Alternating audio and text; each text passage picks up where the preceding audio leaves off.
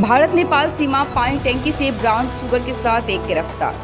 Every drop of water counts. SBM Gold's water tank is the most sustainable and durable water storage solution available. Our hashtag Asli Commitment.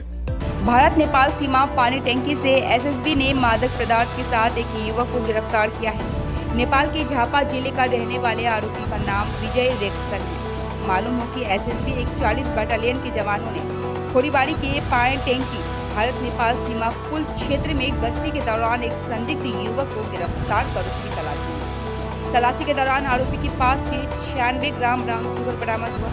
बाद में SSB जवानों ने गिरफ्तार कर उसे Kharibari police को सौंप दिया। शुरुआती जांच के मुताबिक गिरफ्तार युवक पानी टैंकी बाजार से नशीली दवाई खरीद कर नेपाल ले जा रहा था। आरोपी को आज सिलीगुड़ी महकमा अदालत में पेश किया गया। खोरीबाड़ी थाने की पुलिस गिरफ्तार व्यक्ति को रिमांड पर लाकर पूरी घटना की जाँच करेगी।